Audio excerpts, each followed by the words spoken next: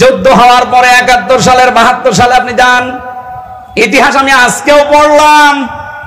অধ্যাপক গোলাম আজম রহমতুল্লাহ আলাইহি সৌদি আরবে গিয়ে ওই সময় যিনি সৌদির বাদশা ছিলেন তাকে বলেছিলেন যে আপনি বাংলাদেশকে স্বীকৃতি দেন।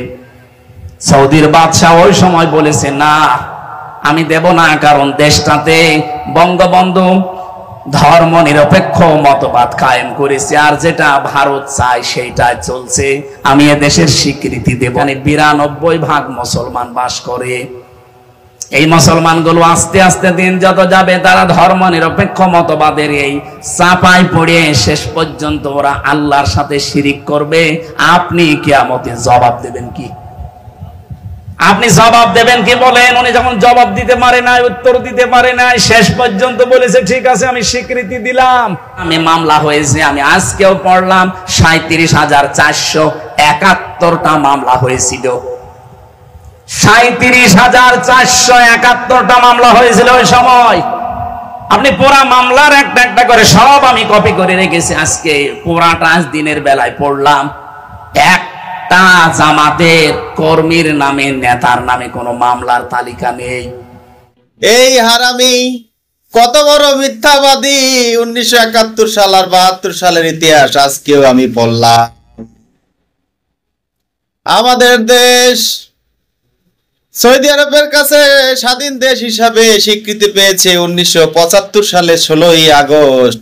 আর এই হারামি কয় 1971 সালে 72 সালে আর আব্বা সৌদি আরবে গিয়া বলছে বাংলাদেশে স্বীকৃতি দেন।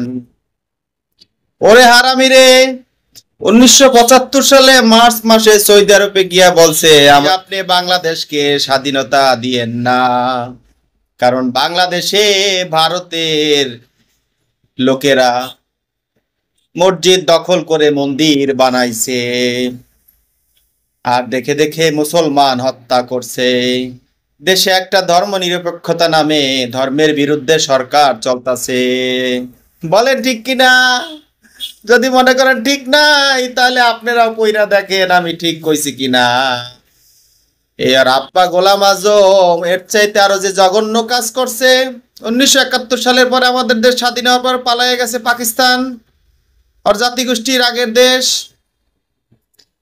সেখানে গিয়া পাকিস্তানের মদদে, পাকিস্তানের ইনভেস্ট, পাকিস্তানের ডোনেশনে সারা দেশ বিদেশ ঘুরে বেড়াইছে যাতে বাংলাদেশের স্বাধীনতার স্বীকৃতি না দেয়। লন্ডনে গেছে, মধ্যপ্রাচ্যে গেছে, ইস্তাম্বুলে গেছে। কইতাছি দাঁড়ান, 1977 সালে বাংলাদেশের স্বাধীনতার বিরুদ্ধে গিয়ে বক্তৃতা দিছে এই গোলাম আজম। এরকম আরো বহু জায়গা আছে, চিঠি লিখে বলছে বাংলাদেশকে স্বাধীনতা দিয়েন না। আর এই লোক নাকি বাংলাদেশ স্বাধীনতার করার জন্য অক্লান্ত পরিশ্রম করছে। আহারে সোনা রে, ভার্সিটির মাল রে সোনা।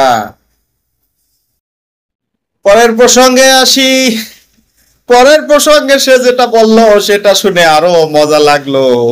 সে নাকি দেখছে 1971 সালের পরে যে রাজাকারদের বিরুদ্ধে মামলা হয়েছে তাতে কোনো জামাত ইসলামের নাম নাই।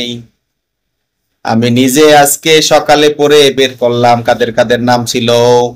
নামগুলা শুনে নেন। মাওলানা আব্দুল কালাম মোহাম্মদ ইউসুফ, আব্বাস আলী খান, গোলাম আজম, এরকম অজস্র নাম আছে। তারা জামাত ইসলামের শ্রেণী শাখায় রাজাকার, আল বদর, আল শামস, শান্তি কমিটিতে জয়েন করছে, বিভিন্ন শ্রেণীতে। যাই হোক, দুঃখ লাগতেছে এরকম একটা প্ল্যাটফর্মে বসে, এত সুন্দর একটা ইসলামিক প্ল্যাটফর্মে বসে এইরকম ভাবে যদি মিথ্যাচার করে এবং এই মানুষগুলোর সামনে যদি আবার লাউডলি জিজ্ঞেস করে বলেন ঠিক কিনা, এটা আমাদের জন্য খুবই দুঃখজনক। দয়া করে আপনারা যাই শোনেন, যাই দেখেন, আমাদের হাতের মুঠোয় সমস্ত তথ্য ঘোরাফেরা করতেছে। একটু কষ্ট করে সার্চ দিবেন, একটু কষ্ট করে জানতে পারবেন। উইকিপিডিয়া, গুগল, বিভিন্ন ওয়েবসাইট একদম আপনাকে তৎকালীন নিউজ, কাগজের খবর, ছবি সহ আপনার সামনে চলে আসবে। আল্লাহর রাস্তায় এদের মিথ্যাচার থেকে দূরে রাখেন। আল্লাহ সবাইকে এই মিথ্যাচার থেকে দূরে রাখার হেদায়েত দান করুন। আমিন। আসসালামু আলাইকুম।